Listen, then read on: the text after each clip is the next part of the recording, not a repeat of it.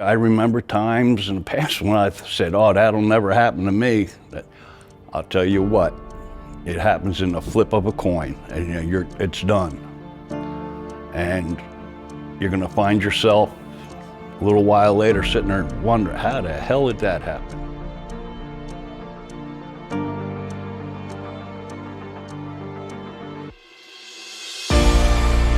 Welcome to Carrfour.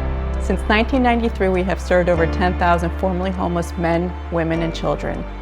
We have thousands of stories, each one unique, and each one will touch your heart. My wife was an RN. I was in construction. We were making good money. I had really good foster parents and a great guardian ad litem that was really on my side, and she helped me throughout my childhood. Grandfather had served, my uncle had a couple of uncles that served, so I was like, why not give it a try? My stepfather at the time, he was active duty, so. I came from a very affluent family, well educated. We had to go up to Toronto, Canada, take care of some things up there. So I was like on the next plane out, and I got a phone call that my wife died. That hurt. We were married for 41 years. They don't give you much resources after you age out. You're pretty much on your own. You have to guide yourself, guide through other people. And it's tough because you don't know what to do. Once I get out, October 17, 1997, I worked for Coca-Cola for a few years. While I was working for Coca-Cola is when the downward spiral started with the cocaine issue. I had a 10-acre horse farm, and then through one fraud, I lost everything in one day. Without that second income with my wife, I can't afford the house, the car payments, and everything else. And I was in a jam. I had a big work truck, and I just cleaned that out. I made a camper. Well, I was in the shelter for about a year and 4 months, and it's not a very comfortable situation at all. And I do have children, and that was the biggest hurdle for me. I know some people that were suicidal. I never thought about that. It's just like, okay, you can be better. The day's gonna be the day, you're gonna be better. But unfortunately, those days just kept going, this is gonna be the day. And finally, when, as I said, I got to a point where I'm just tired of this. I can't do this anymore. Friends would allow me to stay for a little while, but you can't just move in on another family. Eventually, people get tired of doing that. So then I was in my van. My buddy Keith told me that he found something, let's go check it out, and it was here. And as soon as we stepped in, it was like, where do I sign? The shelter, I guess they correspond with each other, and so they applied for me to here. And within a month after applying, I got accepted. And from there, that was my journey of a new beginning. Once you graduate, they give you a chance to start reaching out, networking, and one of the programs they had as far as housing was through Carrfour. So I was in very bad shape. And then I got the phone call that I had been accepted. I wouldn't stand a chance out there on the street with one leg. Carrfour, they may have saved my life. Carrfour means to me a whole new beginning for a family.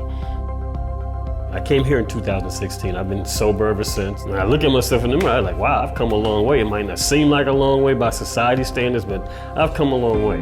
This is a great, great program.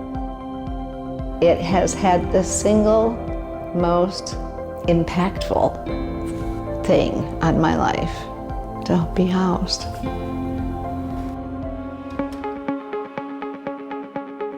Carrfour serves your mothers, your fathers, your sisters, your brothers, your children, and your neighbors. It serves all of us. The only difference between them and most of us is that at a time when something happened in their lives, they had no one to fall back on. They had no safety net, and that's what Carrfour does. I was a member of the Greater Miami Chamber of Commerce, and we formed this committee called the Homeless Committee. And our purpose was to create an entity that would provide permanent housing. We ultimately formed Carrfour, and now we have communities all over the state of Florida. It's really, really amazing.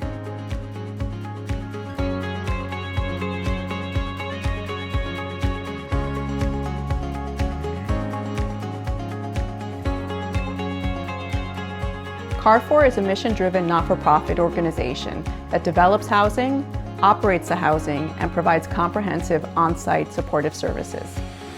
We take a development from the very beginning of selecting the site, underwriting, assembling the financing, hiring the contractor, overseeing the construction, and then ultimately handing the key to the family.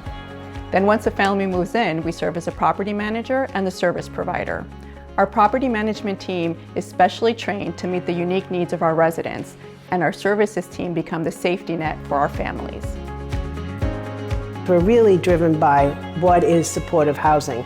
And because supportive housing looks different based on the person, the way in which you provide supportive housing will look different too.